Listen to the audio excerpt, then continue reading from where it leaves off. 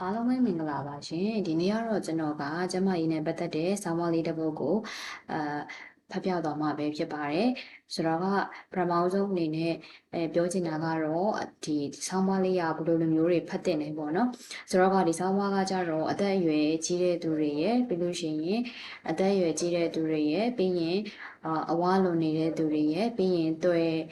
ဘောနော်ခန္ဓာကိုယ်လျှခြင်းတဲ့သူတွေရဲ့နောက်တစ်မျိုးကကြတော့ကိုကကျမ်းမာစွာပေါ့အစားအစာနဲ့ပတ်သက်ပြီးတော့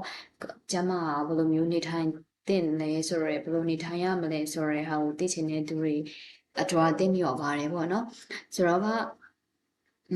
ပထမဆုံးအနေနဲ့ကျွန်တော်တို့ရဲ့ကျန်းမာရေးကကျွန်တော်တို့ရဲ့ဘဝအထူးအရေးကြီးဆုံးပဲဖြစ်ပါတယ်။ကျန်းမာတော့မှပဲကျွန်တော်တို့လုပ်ချင်တဲ့အရာတွေကိုလုပ်ကိုင်လို့ရမှာပဲဖြစ်ပါတယ်။ဆိုတော့ကကျွန်တော်တို့ရဲ့စိတ်ကပေါ့နော်ကျန်းမာဖို့အရေးကြီးတယ်လို့မျိုးကျွန်တော်တို့ရဲ့ခန္ဓာကိုယ်ကလည်းကျန်းမာဖို့အတွက်အရေးကြီးပါတယ်။ဒါကြောင့်မို့လို့ကျွန်တော်တို့ရဲ့စိတ်ကိုကျန်းမာဖို့အတွက်ကျွန်တော်တို့ကောင်းတာတွေကိုပဲတွေးနေပြောနေမယ်ဆိုရင်ကောင်းတာတွေဖြစ်လာတယ်လို့မျိုးဒီခန္ဓာကိုယ်လည်းပဲကျွန်တော်တို့ကအစားအသောက်ပေါ့နော်အစားအသောက်စားတာတွေကိုခရုစိုက်နေပေါ့နော်ကိုယ်လေ့ကျင့်ခန်းနေလုပ်မယ်ဆိုလို့ရှိရင်ကျွန်တော်တို့ရဲ့ခန္ဓာကိုယ်ကကျန်းမာနေမှာပဲဖြစ်ပါတယ်ဆိုတော့ကပေါ့နော်ပေါ့ဆိုတော့ကကျွန်တော်ကဘာဆောင်းပါးလေးဖတ်ပြမှာလဲဆိုတော့အစားအစာနဲ့ပတ်သက်ပြီးတော့ပေါ့နော်ကျမရေးထဲမှာအစားအစာနဲ့ပတ်သက်ပြီးတော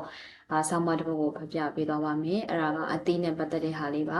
သူကကြတော့ငကမောက်သီးဆိုတဲ့အကြောင်းလေးကိုကျွန်တော်ဖတ်ပြပေးသွားမှာပဲဖြစ်ပါတယ်ဒီငကမောက်သီးကကျမရေးအတွက်ဘယ်လောက်ထိအရေးပါဘယ်လိုမျိုးအရေးပါလဲပေါ့နော်ငကမောက်သီးကိုလူတိုင်းမောစားလို့ရလားဘယ်လိုရှိရင်ငကမောက်သီးရဲ့အချိုးအနေတင်တွေကဘာတွေရှိလဲဘာတွေဖြစ်လဲပေါ့နော်ပြီးရင်ဒီဝိတ်ကြပြီးတော့တွင်လျက်ခြင်းတွေသူတွေတော့ငကမောက်သီးရဘယ်လိုမျိုးပတ်သက်နေလဲငကမောက်သီးနဲ့ဘယ်လိုပတ်သက်နေလဲပေါ့နော်ပြီးလို့ရှိရင်မြန်မာနိုင်ငံကိုဒီငကမောက်သီးစပြီးတော့ဝင်ရောက်လာပုံလေးပေါ့နော်အားဒါလေးကိုဖပြပေးတော့မှာပဲဖြစ်ပါတယ်ဆိုတော့ကဒီစာအုပ်ကိုရေးတာကကျတော့2013ခုနှစ်မှာရေးထားတာပဲဖြစ်ပါတယ်ဒီစေဘက်ဝင်ငကမောက်သီးကပေါ့နော်ဒီကျွန်တော်တို့ရဲ့ဒီမြန်မာလူမျိုးတွေနဲ့နည်းနည်းလေးစိမ့်နေပေါ့နော်သူကအဲ့ဒီတော့ရေးထားတာ2013တုန်းကရေးထားတာပေါ့နော်မြန်မာလူမျိုးတိုင်းမသိကြဘူး။ဘာကြောင့်လဲဆိုတော့မြန်မာနိုင်ငံမြန်မာပြည်ကိုရောက်လာတာကမကြသေးဘူးပေါ့နော်။လွန်ခဲ့တဲ့9နှစ်လောက်ကလို့သူကပြောထားတယ်။သူရေးတာက2013လွန်ခဲ့တဲ့9နှစ်ဆိုတာ2008ခုနှစ်လောက်ကမှသူကမိတ်ဆက်ပြီးခဲ့တာပေါ့နော်။ဒီငကမောက်သီးကိုသိလာကြတာအဲ့ကနေပြောဆန်းဆန်းဆက်ပြောကနေတဖြည်းဖြည်းနဲ့နာမည်ရလာတယ်ပေါ့နော်။နာမည်ရလာပြီးတော့မြန်မာပြည်မှာအခုမှပဲစပြီးတော့ခေတ်စားလာရဖြစ်တော့လည်းပဲတရုတ်မှာကတော့လွန်ခဲ့တဲ့10စုနှစ်3ခုလောက်ပေါ့နော်3ခုလောက်ခရက်ကနေပြီးတော့လူကြိုက်အများဆုံးတော့အတည်ဖြစ်ခဲ့ပါတယ်တဲ့။ပြီးတော့ဗမာလဲဆိုလို့ရှိရင်ရွှေနေတို့မူဆယ်တို့တရုတ်လူမျိုးတွေကကြတော့ရှမ်းပြည်မြောက်ပိုင်းကလူတွေကိုမိတ်ဆက်ပေးလိုက်တော့မှပဲဒီလာရှိုးတို့တီဘောတို့ပေါ့နော်နောက်တစ်ခုကကြောင်မဲတို့ပြောနောင်ချိုပေါ့နော်အဲ့ဒီကလူတွေကနဂမောက်တီးရဲ့ဆေးဘက်ဝင်အစွမ်းကိုသိရှိကြတယ်ပေါ့နော်အဲ့ဒီကနေပြီးတော့တစ်စင်မြန်မာပြည်ရဲ့ကိုစီးဝင်လာတာပဲဖြစ်ပါတယ်တကယ်တော့နဂမောက်တီးရဲ့တမိုင်းကြောင်အစကိုရှာလို့မရပေမဲ့လည်းရှင်းနှစ်ပေါင်းများစွာကအလွန်တိုးတက်ခဲ့တဲ့အီဂျစ်တို့ရောမတို့ဂရိနိုင်ငံတွေမှာဒီစားသုံးခဲ့တဲ့အထောက်အထားတွေပေါ့နော်ရှိခဲ့တယ်ဒီဘက်ခေတ်မှာတော့တောင်အမေရိကတိုက်ကစပြီးတော့ခေတ်စား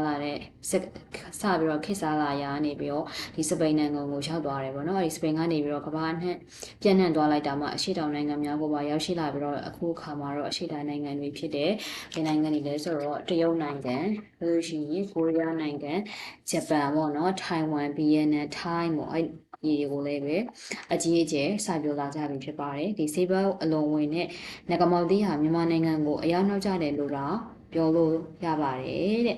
မြန်မာပြည်အတွက်အသည့်ဖြစ်တဲ့ငကမောက်သီးဟာဘလောက်ဆေးဘက်ဝင်နေဆိုတာမြန်မာလူမျိုးတွေအတွက်မိတ်ဆက်ပေးနေတာကြာပြီပေါ့နော်တိုးတော်လည်းပဲကျွန်တော်ကိုယ်တိုင်ကစမ်းသပ်ကြည့်ပြီးတော့မှပဲမိတ်ဆက်ပေးနေတဲ့အတွက်ကြောင့်မလို့လွန်ခဲ့တဲ့တစ်နှစ်လောက်ခရေကနေပြီးတော့ဒီငကမောက်သီးကိုသူကအချင်းချင်းစားခဲ့ပါတယ်ပြီးတော့အချင်းချင်းနဲ့ဒီစမ်းသပ်ချက်တွေနဲ့ပေါ့နော်ရခင်ကလေးကစားသုံးလူတွေရဲ့အတွေ့အကြုံတွေကိုပေါင်းစပ်ပြီးတော့မိတ်ဆွေတို့ကိုမိတ်ဆက်ပေးပါရစေတဲ့ရုပ်ပြည်နယ်စနဲ့နီးစပ်တဲ့မိတ်ဆွေတွေရှမ်းပြည်မြောက်ပိုင်းနဲ့နီးစပ်တဲ့မိတ်ဆွေတွေကဒီငကမောက်သီးဟာယောဂဗျာတွေအကုန်ပြောက်တဲ့အကြောင်းမဖြစ်သေးတဲ့ယောဂတွေကိုလည်းပဲကာကွယ်ပေးနိုင်ကြောင်းပေါ့နော်တရုတ်ပြည်ဘက်ကမိတ်ဆွေတွေကငကမောက်သီးစားပြီးတော့ကျမ်းမာရေးအင်မတန်ကောင်းကြကြောင်းကြာခဏစားတင်ကြပေါ့နော်အကြီးကျယ်ညွှန်ကြပါတယ်ဒီလောက်တောင်ညွှန်နေအောင်တော့စားကြည့်အောင်မှပဲဆိုပြီးတော့ဒီငကမောက်သီးကိုရှာဝယ်တယ်ပေါ့နော်ပြီးလို့ရှိရင်ဈေးကြီးရင်လည်းကြီးပါစ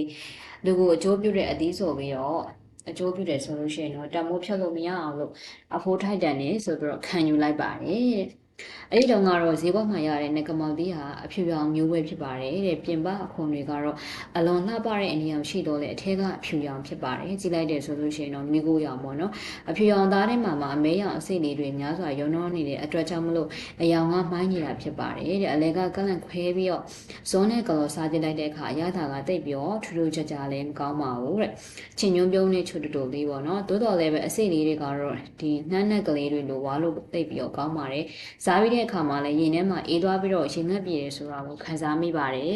်တဲ့ငကမောက်လေးကိုစားခစပြီးတော့စားခါစားအချိန်တွေတုန်းကတော့အမှန်တိုင်းဝင်ခံရမယ်ဆိုရင်ဘာမှထူးခြားမှုမခံစားမိဘူးပေါ့နော်မကြခဏတော့စားဖြစ်တယ်တိုးတော်လည်းပဲငကမောက်တီးရအာနိတင်တွေကိုတတိမထားမိဘူးပေါ့နော်နေ့စဉ်နေ့တိုင်းလည်းပဲထမင်းစားနေရင်းနဲ့တစ်တီတစ်မျိုးမဟုတ်တစ်မျိုးကတော့စားနေကြပဲရေကိုလည်းပဲမြမြတောက်နေကြပဲမို့လို့ဝမ်းကလည်းအမြဲတမ်းမှန်နေလေတော့ပုံမှန်အတိုင်းပဲအောက်မိတာပေါ့နော်ငကမောက်တီးစားလို့ထူးထူးခြားခြားဝမ်းစင်တယ်လို့မထင်ခဲ့မိပါဘူးတဲ့အစီကြတယ်ဆိုတော့လည်းမသိခဲ့ဘူးပေါ့နော်ဒီလိုနဲ့ငကမောက်တီးဖြူအောင်မကြခဏစားတဲ့နေရာကနေတနေ့မှာတော့ထူးထူးဆန်းဆန်းငကမောက်တီးအနီမျိုးတွေဝင်လာတာကိုဈေးကွက်မှာသွားပြီးတော့တွေ့ပါတယ်တဲ့တိတိရောက်တဲ့လူကတော့အတော်ကိုညှိုးနေပေါ့နော်အနီမျိုးဟာအဖြူမျိုးထပ်ပို့ပြီးတော့ကောင်းပြီးတော့ဈေးစမ်းပို့ပြီးတော့ထက်တဲ့အကြောင်းပေါ့နော်ဒီစားသုံးသူတွေအလုံးကိုကျမ်းမာကြကြောင်စားသည့်ဖြစ်ပြောပါတယ်တဲ့ဒါနဲ့ပဲတလုံးယူပြီးတော့ခွဲကြည့်လိုက်တဲ့အခါမှာအထက်ကအနီရောင်အလွန်တောက်ပရဲရဲနဲ့အနီရောင်sorry ခရမ်းရောင်အနီရောင်မျိုးဖြစ်ပြီးတော့ပေါ့နော်ရက်ကန်စိုးစေးရောင်နဲ့စင်တူတူဖြစ်နေတာကိုလည်းတွေ့ရပါတယ်ဒါကြီးတော့ကျုပ်မစားရဲဘူးပေါ့နော်ကျုပ်ပြည်ဘက်ကဓာတ်တို့စေစိုးတွေတုံးပြီးစိုက်တဲ့အသီးတွေဆိုရင်တော့ကြောက်တယ်ဗျာတဲ့ဟာဘယ်ဟုတ်ရမှာလဲရှမ်းပြည်မြောက်ပိုင်းတီဘောတို့ကြောက်မဲတို့ကတဘာဝစိုက်ပျိုးရေးခြံတွေကနေပြီးတော့ထွက်တာပါရဲရဲသာစားသမ်းပါဗျကျုပ်အမခံပါတယ်တဲ့တတိရောင်းတဲ့လူရဲ့အညွှန်းအကြောင်းမလို့ကျွန်တော်ဟာပဲပေါ့နော်1ကီလိုပေါ့နော်ဝယ်လိုက်ပါတယ်တဲ့အလုံးကြီးတွေဖြစ်တဲ့အတွက်အကြောင်းမလို့1ကီလိုကိုဘယ်နှပေါင်းရလဲဆိုတော့ဒီ1ကီလိုပေါ့ကွာ1ကီလိုကို2လုံးလောက်ပဲရတယ်ဈေးကတော့တိတ်ကြီးတယ်လို့ပြောလို့မရပါဘူးတဲ့တစ်လုံးကို1000ကျပ်ကျော်လောက်ဆိုတော့မဆိုးပေါ့နော်ကျွန်တော်ကညစာထမင်းမစားဘဲနဲ့ပဲပိုးစာနဲ့တစ်တီများသာစားလေးရှိပါတယ်ညစာနဲ့ငယ်စားပြီးတဲ့နောက်မှာဝယ်လာတဲ့ငကမောက်တီအနီတစ်လုံးကိုခွဲစားလိုက်တယ်ရင်ထဲကိုအေးသွားပြီးနေလို့တိတ်လို့ sorry နေလို့တိတ်ကောင်းတယ်ပေါ့နော်ဒါနဲ့ပဲထပ်ပြီးတော့စားခြင်းနဲ့စိတ်ပေါ်လာတယ်နောက်တစ်လုံးကိုပါခွဲလိုက်တာပေါ့နော်နောက်လုံးကိုပါခွဲပြီးတော့ထပ်ပြီးတော့ခွဲပြစ်လိုက်ပါတယ်ကောင်းကောင်းစားလိုက်ရတဲ့အတွက်မှစိတ်ချမ်းသာသွားပါတယ်တဲ့တို့တော်လည်းပဲစိတ်ထဲမှာကျဉ်တဲ့နှစ်သိမ့်မှုတစ်ခုခုလုံးနေတယ်လို့ခံစားရတယ်ပေါ့နော်တဘာဝအတိမဟုတ်ပါမလားမျိုးဗီဇပြောင်းထားတာများလားပေါ့နော်ဒါတို့ဆေးတွေနဲ့များစိုက်ထားလားပေါ့ဒီလိုနဲ့အိယာဝင်မရောအိတ်လိုက်တယ်ပေါ့နော်နောက်နေ့မနေ့အိယာထားတဲ့အခါမှာထုံးစံအတိုင်းရေတပလင်းတောက်တယ်အဲ့နောက်မှာမကြမီအစာဟောင်းများစွန့်နေဒါလုံးနေကြနေစဉ်ပုံမှန်စီရားပေါ့နော်တို့တော်လည်းပဲအဲ့ဒီနေ့မနေ့မှာပရမအချိန်အစာဟောင်းနေစွန့်ပြီးတော့မကြမီမှာဒုတိယအကြိမ်အစာဟောင်းစွန့်ကျင်လာတယ်။ဒါနဲ့အင်တာလေးကိုပြန်ရောက်သွားတယ်ပေါ့နော်။အမလီစွန့်လို့ကောင်းလိုက်တာမှဆက်တိုက်ပါပဲတဲ့။ဘိုက်ထဲမှာဘာလို့မှမကြံတော့လောက်အောင်ကိုပေါ့ပါရှင်းနေသွားပါတယ်တဲ့ထူးဆန်းလာကြည့်ရလားပေါ့တဲ့ဒီလိုနဲ့တန့်ရှင်းလုံးမယ်လေဆိုတဲ့အခါအတော်ကိုလန့်သွားတယ်ပေါ့နော်ဟိုက်သွေးဝမ်းနေသွားနေရလားပေါ့နော်သွေးတွေလားပေါ့အဲ့လိုမျိုးထင်သွားတာပေါ့နော်လာပဲဟုတ်ပါမလဲမိတ်ဆွေတို့ရေတဲ့မင်းညကစားလိုက်တဲ့အနီရောင်ငကမောက်တီးရဲ့အစွမ်းနေဖြစ်ပါတယ်အဲ့ဒီအယောင်အတိုင်းပဲပြန်ပြီးတော့ထွက်လာရုံမကပဲနဲ့လမ်းမရှိတဲ့အငြင်းကြီးတွေအစီအစိတ်တွေအပုပ်အဆက်တွေကိုဂျိုးကနေအစာကွာကြလာအောင်လို့ဆွဲခေါ်လာပြီးတော့ပြင်ပကိုထုတ်ပြလိုက်တဲ့အစွမ်းတတိတွေကိုမျက်မြင်ကိုယ်တွေတိကျုံခံစားရပါတယ်တဲ့လူကိုပေါ့ပါသွားလိုက်တာမှလေထဲမှာဝါခွန်းလွတ်နေတယ်လို့မျိုးပဲဖြစ်ပါတယ်တဲ့အစာအိမ်သားကြောင့်တခြားဖြစ်တဲ့ဒီပါဇက်ကနေပြီးတော့အစာပြုံပေါ့နော်အစာအိမ်ဦးသိန်းဦးမမစင်အိမ်မစင်ပေါက်အစုံပေါ့နော်အစိအတောင်များအစိအပုတ်များအညစ်အကြေးတွေကိုဂျိုးတွေကနေမကြအောင်လို့အကြည့်အကျွဲတွေအဖက်တလက်တွေပေါ့အမြုပ်တွေအဖြစ်ဆွဲချသွားပြီးတော့ခန္ဓာကိုယ်ပြင်ပကိုလက်ကိုချုံးမိစွာနဲ့ထုတ်ပေးနိုင်တဲ့ငကမောက်တီးရဲ့အစွမ်းကိုအလွန်မြင်အောင်မိပါတယ်တဲ့။ဘိုးအရင်ကစားခဲ့တဲ့အဖြူအောင်ငကမောက်တီကလည်းထီတိုင်းဆေးစွမ်းထပ်မှာပဲပေါ့နော်။တိုးတော်လည်းပဲအနီအောင်အသေးကအယောင်ပါတဲ့အတွက်ကြောင့်မလို့ထင်ထင်ရှားရှားကိုတီးခွင့်ရတာဖြစ်ပါတယ်တဲ့။ဘိုက်ထဲမှာရှင်းလင်းသွားတဲ့အတွက်ဘိုက်ကလေးကိုချက်သွားတာပါပဲတဲ့။အကယ်၍များအနီအောင်ငကမောက်တီဟာဓာတုဗေဒဆေးအယောင်သုံးနေဆိုလို့ရှိရင်ဒီဆေးအယောင်ကိုကြည့်ရတယ်ပေါ့နော်။ဆေးအနီရောင်ဆေးရအနီပေါ့နော်သုံးမယ်ဆိုလို့ရှိရင်စီးအယောင်ကလည်းအနီရောင်ဖြစ်နေပါလိမ့်မယ်တော်တော်လည်းပဲအနီရောင်ငကမောက်တီစားပြီးတဲ့နောက်မှာစီးရအဖြူရောင်ပဲဖြစ်ပြီးတော့ဝမ်းကားတာအနီရောင်ဖြစ်နေတယ်တဲ့ဒါတို့စိတ်နဲ့စိုက်တဲ့အသီးတွေဟာပေါ့နော်အစိတ်တက်တဲ့လက္ခဏာများပြတတ်ပါတယ် ဘလို့ဖြစ်တာလဲဆိုတော့သွေးတိုးတာတို့မိုးတာတို့အင်ဂျင်နာတို့မယီမလင်ဖြစ်တာတို့ပေါ့နော်ပြီးတော့ခလိန်ကရဲဖြစ်တာတို့လိုမျိုးပေါ့တဲ့မြေလေးလက္ခဏာမှာပြဖို့ဆိုလို့ရှိရင်တော့ဒါတို့စေကင်းတယ်လို့သတ်မှတ်နိုင်ပါတယ်တဲ့ငကမောက်တီးရောက်တဲ့နေရာများမှာလည်းပဲများသောအားဖြင့်ဒီ organic စနစ်ဖြင့်စိုက်ပျိုးထုတ်လုပ်ထားတဲ့အသီးများကိုခွဲခြားသတ်မှတ်ပြီးတော့ရောင်းလေးရှိပါတယ်အထူးသဖြင့်ကုန်လိုက်တွေပေါ့နော်အဲ့ဒီ organic အသီးကိုပဲဝယ်ပြီးတော့စားပါတဲ့ဈေးဘက်အရန်ဝင်တဲ့ငကမောက်သီးကိုအလွန်စိတ်ဝင်စားတဲ့အတွက်ကဘာရရက်ကငကမောက်သီးအကြောင်းလေးလာထားတာတွေကိုလိုက်လံရှာဖွေကြည့်တယ်ပေါ့နော်မိတ်ဆွေတို့သိရှိအောင်တို့ကမျှဝေပေးလိုက်ပါတယ်တဲ့ငကမောက်သီးကိုအင်္ဂလိပ်လိုဘယ်လိုခေါ်လဲဆိုတော့ dragon fruit လို့ခေါ်ပါတယ်တဲ့စပိန်လိုကတော့ဘယ်လိုခေါ်လဲဆိုတော့တဲ့ပိတဟာဘာတဲ့ပိတဟာဘာပေါ့နော်ပိတဟာဘာလို့ခေါ်တယ်တရုတ်လူမျိုးတွေကတော့ဟိလုံမီးနဂါဆိုပြီးတော့ခေါ်ပါတယ်တဲ့ငကားကောင်းတဲ့ရှိတဲ့အလွန်လှတဲ့အသီးပဲဖြစ်ပါတယ်အန်တီအောက်ဆီဒန့်အလွန်ကျွယ်ဝတဲ့အသီးဖြစ်တဲ့အတွက်ကြောင့်မလို့ကင်ဆာယောဂအစပြုတ်ပြီးတော့ယောဂပေါင်းများစွာကိုတဲ့ကာကွယ်ခြင်းနဲ့ဖြစ်နေတဲ့ယောဂများကိုတိုက်ဖြတ်ခြင်းအစွမ်းတတိအလွန်ကောင်းတဲ့အသီးဖြစ်ပါတယ်ဒါကြောင့်မို့လို့ပဲအရင်ကြော့ကြားသွားတာပေါ့တဲ့သူ့မှာဘာတွေပါလဲဆိုလို့ရှိရင်တဲ့သူကတော့အများကြီးပဲကောင်းတာဒီကန်ဆာယောဂအစပြုလို့ယောဂပေါင်းများစွာကာကွယ်ခြင်းနဲ့ဖြစ်နေတဲ့ယောဂတွေကိုလည်းတိုက်ဖြတ်တဲ့အစွမ်းတတိအလွန်ကောင်းတဲ့အသီးဖြစ်တယ်တဲ့ဒါကြောင့်မို့လို့အရင်ကြော့ကြားသွားတာဖြစ်ပါတယ်တဲ့ပြီးတော့သူ့မှာဘာတွေပါဝင်လဲဆိုတော့ protein ဓာတ်ပါမယ်potassium ပါမယ်ပြီးလို့ရှိရင် calcium ပါမယ် magnesium မီးစုံဓာတ်ပေါ့နော်ပြီးလို့ရှိရင် zinc ပါမယ် iron ပါမယ် sodium vitamin B vitamin B2 B3 vitamin C vitamin E ပေါ့နော် vitamin E ပါမယ်ပြီးရင်ပျော်ဝင် fiber ပေါ့နော်ပျော်ဝင် fiber ပါမယ်ပျော်ဝင် fiber ဓာတ်ပါမယ်ပေါ့နော်စားသည့်လိုပါဝင်တယ်ကြောင့်မလို့ potassium အလွန်ကျွယ်ဝတဲ့အသီးတစ်ခုဖြစ်ပြီးတော့အထူးသက်ပြီးဘာပါတယ်ဆိုလို့ရှိရင်တဲ့ပိုင်းတို့ရဲ့boomless ပေါ့နော်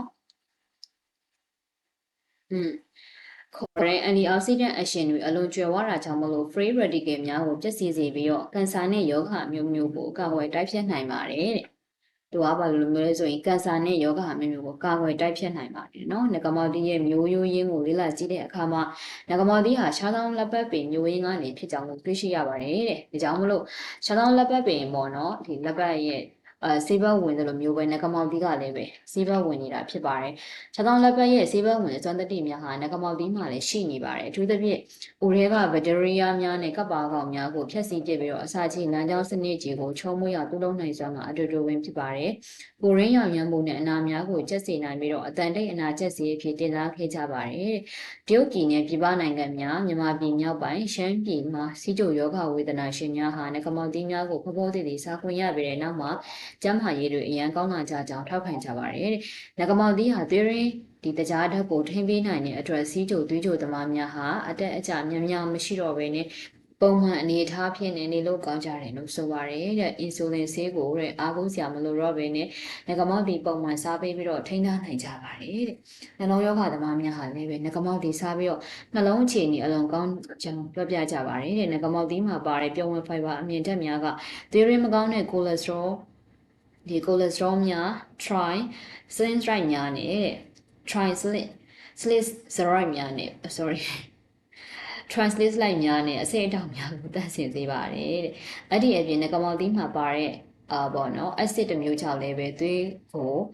အလွန်တန့်စင်စေပါသေးတယ်တဲ့အထူးသဖြင့်နေအောင်ငကမောက်တီးဟာသွေးအားကိုအလွန်ကောင်းစေပြီးတော့သွေးလည်ပတ်မှုစနစ်ကိုအားပေးချောင်းသိရပါတယ်တဲ့ကျော်ဝါစာပါဝင်တဲ့ protein ဓာတ်တွေကြောင့်ဒီဇီဝကမဖြစ်ပြမှုအားကောင်းပြီးတော့နှလုံးသွေးကြောကျန်းမာရေးကိုအထူးကောင်းစေနိုင်ပါတယ်ငကမောက်တီးကိုစားလိုက်တာနဲ့ရင်မက်ထဲမှာပေါ့နော်အေးစင်းသွားပြီးတော့စိတ်ချမ်းသာမှုတစ်ခုခံစားရတာသူ့ရဲ့ထူးခြားမှုတစ်ခုပါပဲ